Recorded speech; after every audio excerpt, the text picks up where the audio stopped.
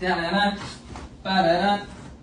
Not Sports Center, but good morning, good afternoon, good evening, whatever it is, wherever you're at. Welcome back to Continuous and Never-Ending Improvement. Happy as always to have you with us, and joined as always by Jalen Phillips and Samantha White.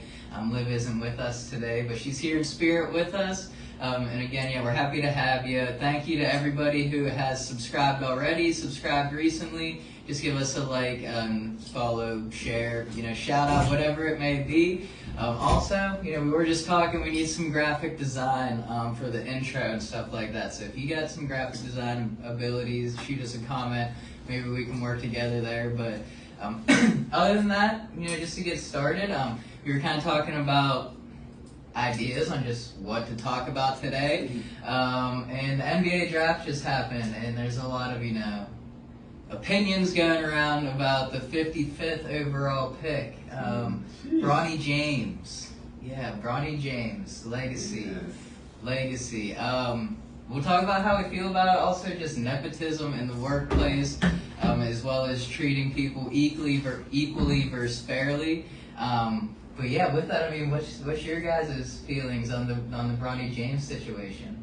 Yeah, I'm very interested to see how it goes. I didn't follow him too much in college at all. I'm very interested. I do think it's going to go a lot better than what people think. I can't wait to have a conversation on the nepotism side of it, because a lot of people see the negatives, and honestly, I see the positives, because LeBron has showed us he's through and throughout, solid leader. Why would he be anything different with his child? So curious to see how that plays out, in the real world, and obviously, it's gonna be crazy on the NBA court, so that's a whole nother thing I'm excited about. But hey, as much as I want to say I'm happy for him, he didn't go to Ohio State, so I guess I'm content with him ending up with LeBron.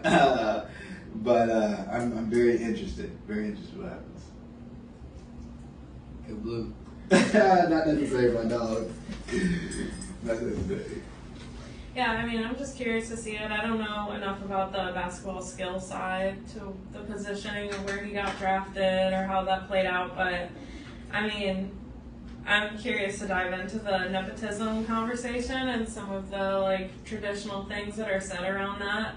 I think, and I have some experience in this, that you're probably tougher, ironically, on somebody coming in that is family than just your average teammate in that setting or coworker in the workplace. So I think people think, oh, they'll let them off easy, but you have a reputation to protect and your entire family's reputation. So you want the best for them more than just naturally you might for others, because you have that skin in the game with them. So it's a really interesting topic.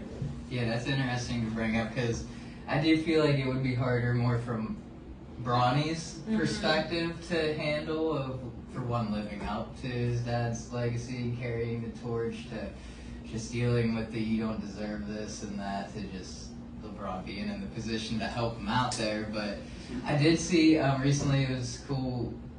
Actually, just before this, I saw that Bronny actually broke the record for his dad's jersey sales. And they've sold over 500,000 shirts already with the number 9 on it. So it's pretty cool to see him making his own name there. And the other thing I saw too, which is important to put in perspective, everyone shows his numbers and he's not worthy of being drafted, but the kid's 19, had cardiac arrest, almost died, and then battled back. And yeah, he's a legacy. He's gonna have something in there. So I really do hope it works out for him. I want to see him come out. Honestly, my hope is he's just a dog on the defensive side of the court. Lakers go win it all, and Bronny and Braun get to have a championship together. Just because it's the heartfelt story of no matter how you feel about the nepotism side of it and things like that, I think it is cool. I can't remember who it said, but it's just the privilege that LeBron put himself in, worked there to be able to draft his son and, kind of give him the same opportunity that wasn't given to him, and it's not given to everybody. So yeah, I do think that's cool, just to set his family up that way, and the heartfelt message and legacy behind that there. I think it's crazy. I don't think people truly understand the big picture in terms of everything, because what I mean by that is you look at it as a whole. The NBA, it's a business. It's genuinely, it's a business. You know what I'm saying? And regardless if Bronny's that good or he is not that good, that business, you just said it, it's thriving. You know what I'm saying? So for me, the biggest thing that I'm very curious is how, I don't know the word I'm looking for, but how almost accepting of Bronny will the actual LA fan base be? Because obviously being an LA fan, being an LA fan, having 17 championships, that's just that pedigree. You expect to literally win every single year. Look at them the last couple of years. They had no business winning, you know what I'm saying? But they still just expect to win. And obviously, I don't want to say drafting Bronny contradicts that at all. I don't believe that. I don't know enough at all. But most people feel that, you know what I'm saying? So I'm very curious to see how really how LA accepts Bronny, I'm very curious on that.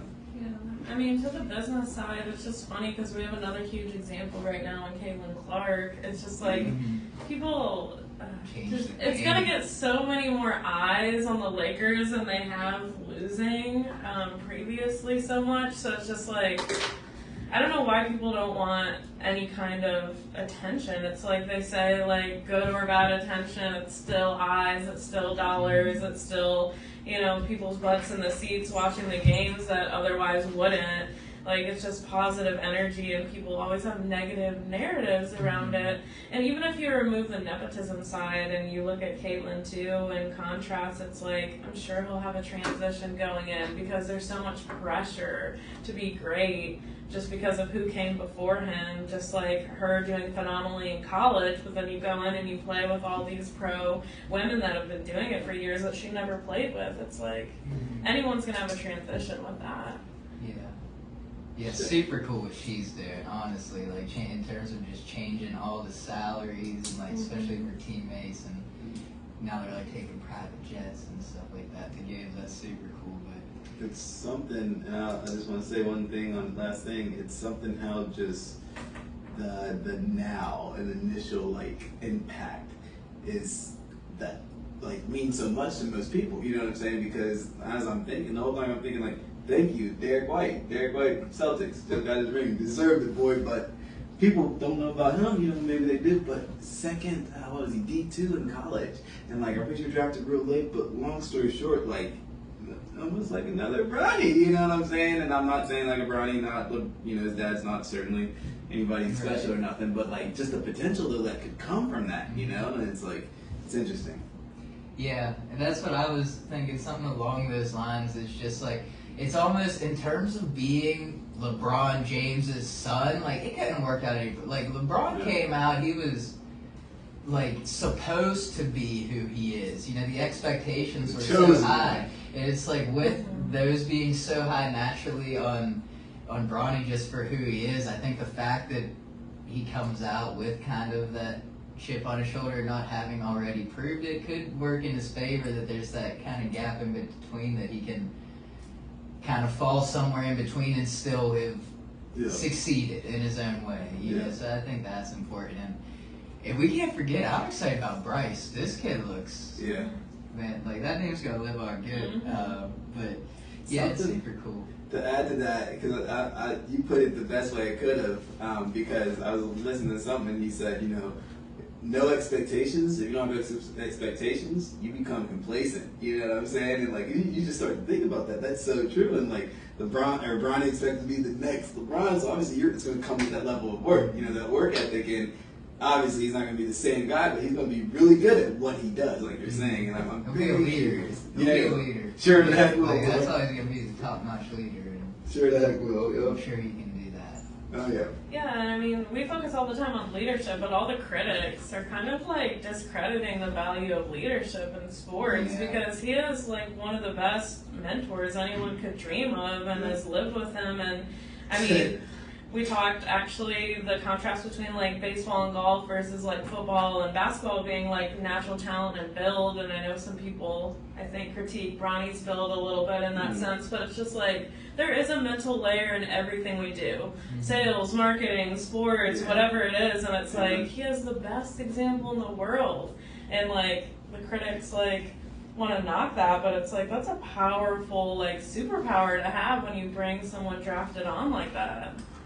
Yeah, I mean that's a great point because there is right now with how just rich the talent pool is these days, and it's just a search to find in whatever sport it is that next phenom. They're like, oh my god, we haven't seen this, and they want to find that next generational talent every time they find somebody. Especially, and with social media, how it is, we get glimpses of that from a lot of different people. Yeah, we do. You know, but it's just, yeah, I mean, it's hard to it's really hard to kind of sift through the fact of, okay, what if you find that guy and he's the most, let's say it's the most talented player in any sport ever, but because he's that good, he plays so selfishly that he brings the rest of the team down. Yeah. Or it's someone that is the worst player on that team, but because they're such a good leader, they raise the level of everybody else around them. Who would you rather build a team around? You know what I mean? The worst one that raises everybody else, or that talent that, man, you know what I mean? And it's like the NFL is a perfect example of that. You gotta have this quarterback, and Pittsburgh, Pennsylvania getting a lot of flack right now because they're like, do they get that quarterback? It's like, they're gonna manage, you know what I mean? They're doing it a different way, and do you really need that? Like, we have a Super Bowl winning quarterback that everyone wants to, again, write off, push a narrative on that. Literally everybody. Let him write his own narrative, you know? Everyone needs to let these people write their own narratives, and, I mean, we're doing it in a way, but just in terms of speaking on it, but just, you know, they want people's stories to play the way out that it does in their own head when it's, you know what I mean? It's fun to write that fan fiction in our time, but it could play out a lot differently. And we're speculating, but it's like some people in the media I've seen will flat out be like, Bronny's gonna fail. That was the worst decision ever, and it's like, that's just, I don't know, the opposite of. Not the case at all. Yeah. He has access to what'll be one of the greatest minds in basketball, like all the time, for a long time. Yes. But I mean, it definitely does play with your head. I know. I think like. I wish Olivia was here to kind of speak on this because, I mean, she's my little sister and came into our business, and I think she had a lot of pressure on her to, like, be like me, and we have different strengths and weaknesses, and, I mean, she does phenomenally, but I'm sure she could speak towards how difficult that was for her. Similarly, like, on LeBron's side, I can speak to, like, sometimes you question your choices, and are people thinking I am like being unfair, to kind of go into the fairness conversation of it. And it's just like, then you almost overcompensate on the other end, and then you get tougher and colder with somebody that's family because you want to show everybody, no, like, I'm not teetering a line, like, I'm being fair, I'm treating them the same. And I would almost give more grace to just anybody that worked here than I would somebody that was family. And then you just kind of flip-flop, and it's like this huge pendulum swing without like just being like steadfast, because all these eyes are on you on how you should treat somebody, you know, and it's interesting. Yeah, I think too you have more behind the scenes footage with someone like that, you know what I mean? So you kind of know their story, and yeah, in terms of, I mean, we talk about that in leadership all the time. It's just getting to know your people. I mean, who do you know better than, you know, your sister or your mom or your dad or your brother, you know? So, yeah, I think that plays a part in it too, and where you already have that need to, like, want to help them in their life. And like you said, it could be harder on them, and even in ways a little more toxic at times, you know what I mean? Because you do have that extra layer of care for them, but yeah, I mean, I think it's important. Not important, but I don't think it should be frowned upon, is what I'm looking to say. You know, as much as it is, like, it is like because you have that relationship, and I mean, it's just weird too when you think of like there's the father-son businesses and like the family businesses that get this good rap, and then it's like, but in a corporate sense, it's like that's nepotism. They got a chance. But I think that's just driven from the underlying ambitions of the people saying those things on this, where it's like, well, they only got that because this, and it's like, yeah, maybe they had an extra opportunity, but you know, they're almost using that excuse to cover up the space that the extra ground that they didn't cover, that person already had covered. You know what I mean? And it's not to say there's not an extra opportunity or that's right all the time, but yeah, I think that's fair. And if those people are in the same situation, I mean, you'd want to give those closest to you the same opportunity. So, you know what I mean? But that narrative has always been that way, even in small business. Like, I'm sure we've all heard it hundreds of times. It's like, don't, mix business with family. You know, family businesses fail. And I think, like, it is more challenging, of course, but it's also super rewarding to do it with the people that you love and grew up with. But I don't know, that's why I am like, and it's such a, you said, the MBA is a business too. It's literally the same thing. I wonder how Bronny actually feels about it. Like, if he wishes he would have been on another team so he can carve his own journey, or if I'm sure he probably feels both ways. It's dependent on the day, but I think that's the hard part. But yeah, I can't speak for him. If I was him, I think it would be cool to make history, be the first father-son duo, and then I'd be like, all right, Pops, so don't stick around too much longer. We did it. We're getting our year. You can retire whenever now. You don't gotta wait on Bryce. You know what I mean? So there's probably a little bit of that where, like you said, it's a carve his own path there. But yeah, the one thing I did think of too, before I pass it off to you guys again, is just I feel like there's the expectation of in terms of family business is either just your relatives being hired somewhere you work.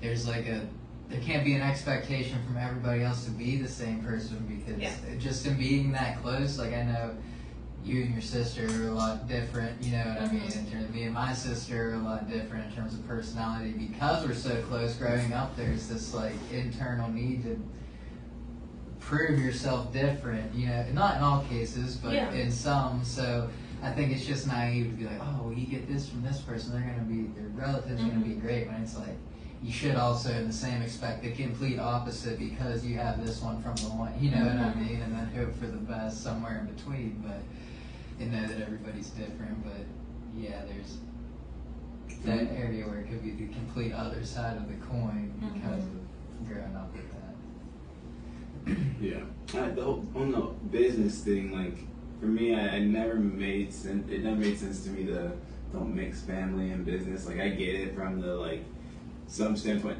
but it doesn't make sense because people obviously run businesses, you know what I'm saying, and how do you get the most from people, and that's just where I think. And then also I just go to think if you don't have haters, you don't have doubters, you're not doing something right. They hate you, they doubt you because there's some level of your life that they wish they had, you know what I'm saying. And any business, I'm show me a business that's not a family business, you know what I'm saying, literally show me a business that's not a family business, because I feel even you get to a place where you're just very fruitful, are you not going to want to share the fruit with your family? LeBron's, you know what I'm saying? It's just a whole, don't hate, you know what I'm saying? Get your own plate. That's all I'm trying to say, for real. Yeah. I do think the other side of it though is it creates, and I'm curious how Ronnie will play out his career in this sense, but I know for me, I want certain ambitions with the business that Olivia doesn't want to take on, and I put pressure on her because I want her to.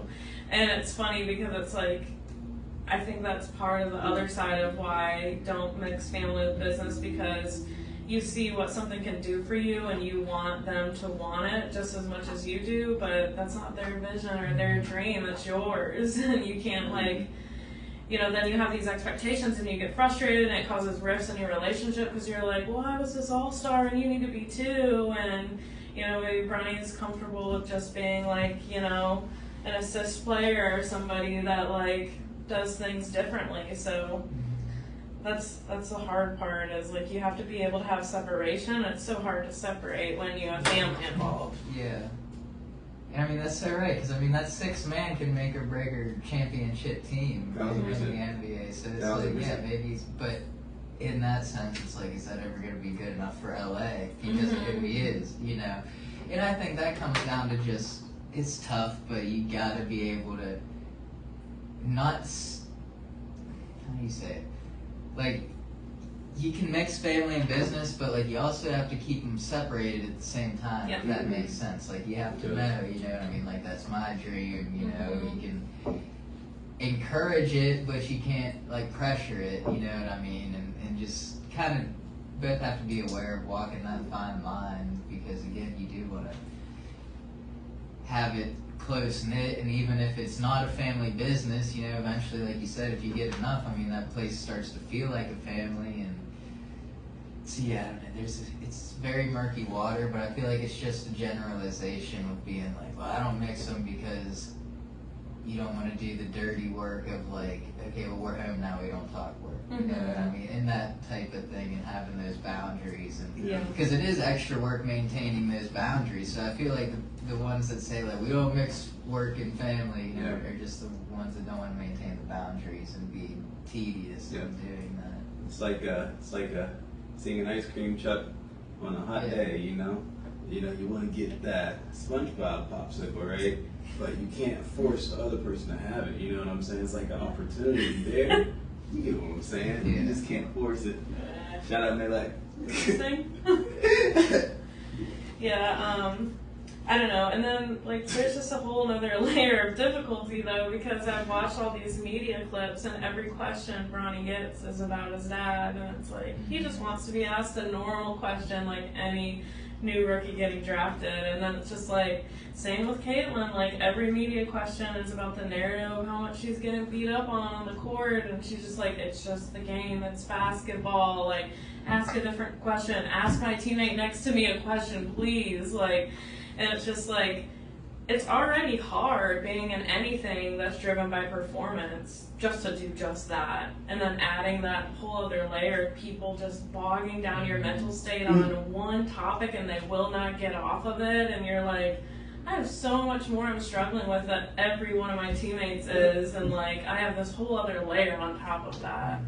Free your mind and the rest will follow. Because the only thing I'm thinking about in that is like, you're going to find what you look for. You know what I'm saying? That's all they're looking for. That's the story. That's what people want to hear. That's going to this, that, and other, because that's the world we live in, unfortunately. But, like, it's funny you said. So I'm thinking, like, Caitlin's like, let's talk about this, let's talk about that, let's talk about... Because there's so much more going on than what you guys are talking about. And it's just like, yeah, whatever you search for, you are going to find, you know what I'm saying? And that's why the media is dangerous. And that's why you can't, I ain't gonna go. Yeah, but the same thing happens outside of the media, though, too. It's like, even just in a small business, if, like, you know, a family member were to come in, like, coworkers would surround the office about it and might even confront you and be like, how's it feel working for your sister or your dad? And it's just like, you can't, like, that is just a whole nother layer of, like, people discredit somebody and say it's nepotism, but it's actually, like, another trial or challenge they have on top of all the other ones that everyone else goes through on the flip side of it in terms of fairness. Like, it's almost tougher for them. In some cases it is real nepotism. Yeah, I've seen Michael Scott treat his cousins. Wasn't his nephew? Sure was. It sure was. Good memory. Sure was. Luke, you're not going to... He's also, but yeah, I mean, that's a good point. Just treating people equally versus fairly. I mean, it's hard to treat everybody equal because not everybody has in a workplace, because not everybody has the same responsibilities. So you have to treat them fairly based on their responsibilities, and then that's where like kind of the stretch opportunities come in. You give them more opportunities, and then give them that chance there. But yeah, it would be tough. I mean, I know growing up, just the factory that my dad's worked at for a long time, like I didn't want to work there because I didn't want that situation. Like it was, for one, it was hard to get into, and he was like, I can get you in, I can, you know what I mean? So it's like you have that opportunity to get in, but I was like, I just don't want that. I don't want the eyes on me every day of that being, so-and-so's son, and honestly, I wanted to carve my own thing. But I didn't mean to talk over you, but like shout out to people that can do that. Like literally, people like, because I'm thinking the same thing. Like, no offense, love you, Rodney. I could not do it. Could not work with my brother. I mean, obviously you're gonna go as far as your mind allows you, but I'm telling you right now, my mind won't allow me to go further than that right now. And for you to actually be able to have this, I mean, I don't want to be like this. I do think you're an anomaly because I think you do it like very successfully. I really do. And I don't know if it's like that across the board. But I think it takes a lot of talent because, like, Ben told Rodney, he gone. I'm telling you right now, go back to Cincinnati. Love him, though. He's very capable, great at everything. Just Yeah, my brother. Yeah, and I think you need to let people fly and create their own story, but it's like, it could go one or two ways. Like, that person has a chip on their shoulder and has to prove themselves double as hard as the next, or they're going to take advantage of it. In some seasons, they might go from one extreme to the next and it balances out and makes it fair that they're just like anybody else because of that. But I don't know. I think it's like all about like letting go of control, which we talk about a lot. It's like, even you saying, I could not. Well, you could, like, as long as you were willing to just step back and let it play out. And I mean, it'll be fun to watch on the court if we find moments where LeBron loses his cool a little bit more than he would with a regular teammate because he wants to control his son. It's not just a teammate, you know, but... Yeah, Jake really put it in perspective for me when he said, there's a lot of things that I did that I said I'd never do. And then I immediately thought of like 7 or 8 things that I literally probably said the same thing like I said about C. Breezy that I never knew. And I look back like, how did I... That's what that said. I was like, oh, I need to shut up. Yeah, don't say never always. Hey. Yeah, because you never know. He's funny. But, yeah. I mean, I've never really had, I guess, too much of a situation like with the nepotism there. But I think it just goes back to how we take things. Because, you know, if you take, I feel like a lot of the whole issue around it from outside looking in would be around like the either fear of feedback from this affecting this other relationship. So it's like the feedback from this or input from this has to be about this and not affect the other half of our relationship. You know what I mean? And just be there and not let, if it doesn't work out here, affect like, you're not my sister anymore. Like, that's not going to happen with you guys, you know, and just be able to, I think it's just how we take things and not letting one thing carry over, spill over into the other and have these grudges and animosity. Because I think at the end of the day, it's a beautiful thing for anybody to be in the situation, to offer somebody they care about, uplift up, and anybody feeling some type of way about that should do some self-reflection on why they feel that way, because I'm sure if they were in the position to help someone out that they loved, they would want to do the same thing and not have people that they have, that they're helping, say those things about them. So yeah, it's always put the shoe on the other foot and walk a couple miles. What's the scripture? If someone forces you to walk 1 mile, go with them too. You know, so I'm preaching right now. Amen. Yeah, I think like nepotism and favoritism are like go through the same struggles. I think that's why I was thinking of Caitlin Clark, because she's viewed as the favorite in the WNBA by all the other players that have worked their butts off, and like the critics sound that almost the exact same.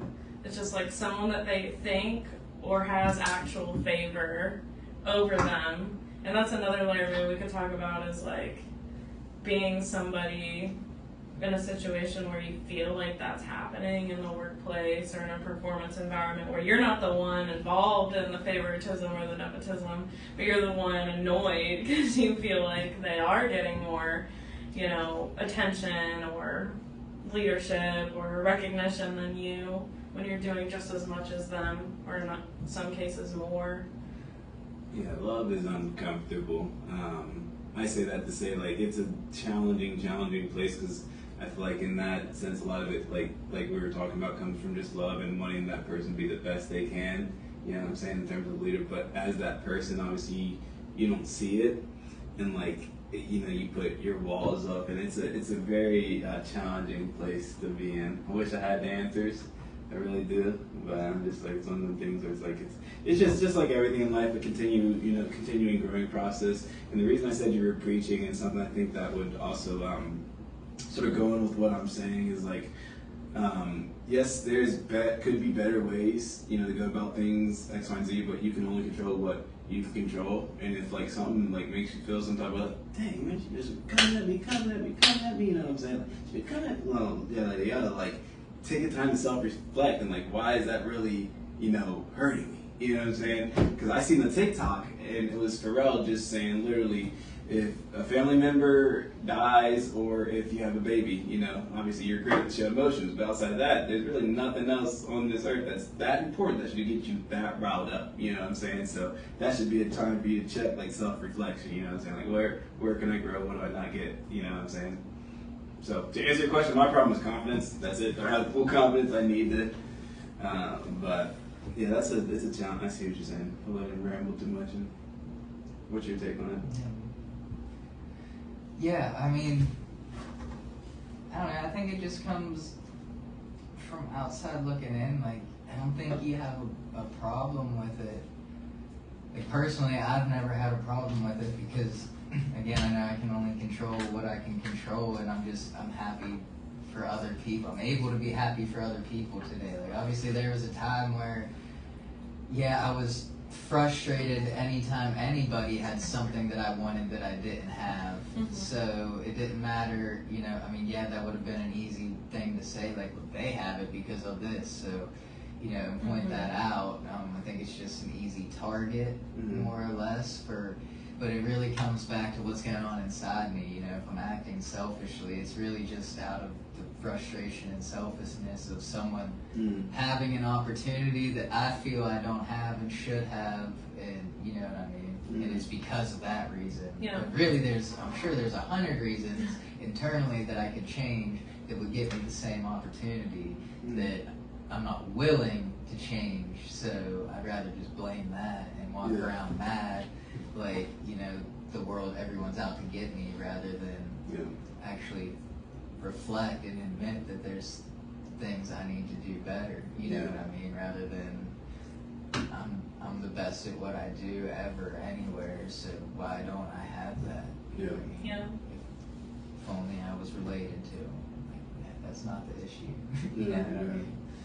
I think, like, what I would do and, like, the advice I always think in terms of when someone feels like favoritism or something like that's happening, or someone is just being really successful and you're, like, jealous or you're struggling with it, is like the shark analogy, like, attach yourself to that person instead of, like, going against them and being like, why do they have this and I don't have that? Like, if I was a rookie on Bronny or Caitlin's team, instead of, like, talking nasty to the media and, like, making dirty looks at them because I was annoyed they were getting more attention, like, I would sit my butt right next to them. I would, like, literally attach myself like a sucker fish until I was getting some of that, like, rebound attention or, like, success or recognition my way, and then use that to fuel you. It's like, there's a different reaction that doesn't have to be combative but can be collaborative there, that I think is super powerful.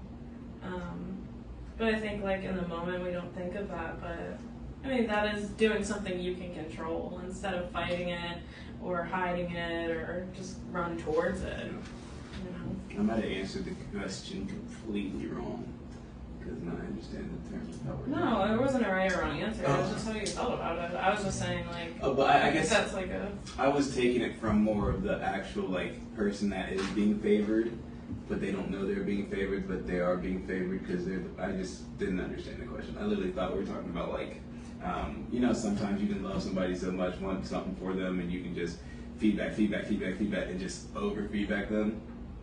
Oh, that makes sense. I was just saying, like, on the other side, like, if there are people in a situation that have nepotism or favoritism, like, and you're frustrated about it, like all the teammates and people in the media that complain, like Angel Reese and stuff, like, we see a lot of that, but.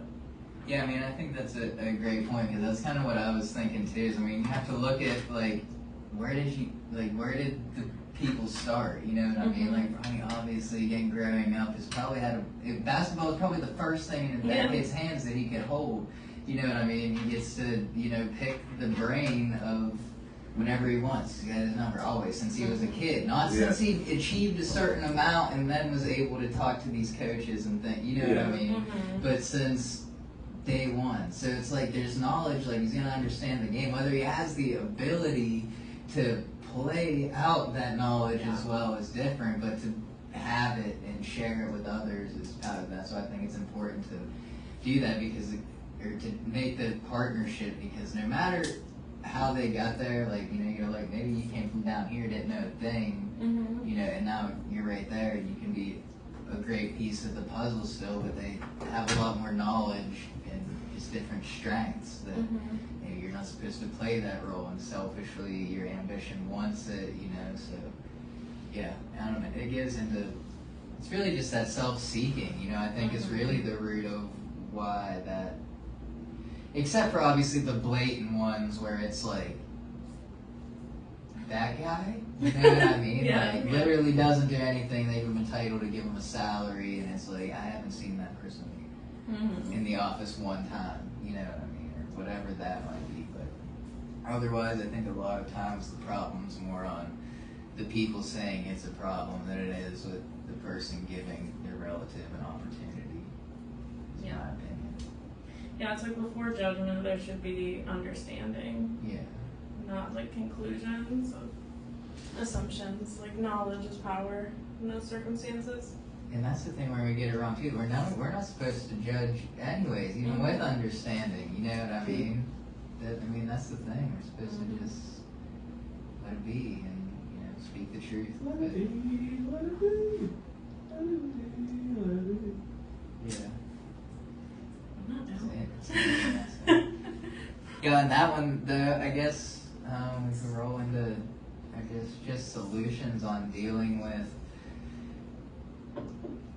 I guess, maybe just dealing with employees who are having an issue with it, or anyone who's having, an issue with that situation, or just from the home side of dealing, you know, dealing with it after work and how that feels, the pressure of it. I think just like open-mindedness and communication is so important. Like, I think we always get in our heads, like we talked about, like it's always about the perception of what people are thinking when they see it happening, or like, I don't know, we create like our own little world around us, and you have to find moments to step out of it and ask somebody and be like, wait, hold on, like how does this look to you? Because I'm thinking it looks this way, but I could be way off. Like, do you see it as that, or am I just totally creating this in my own head? And like asking for other opinions, communicating, you know, with, if you have someone, family in business, or someone that you brought in, friend that you're close to, like talking to them about it, like what struggles are you going through with this? Are you feeling like it's challenging, or is everything going good for you? Just like asking questions and gaining knowledge, really. That's 1,000% right. I think communication is huge with all of it.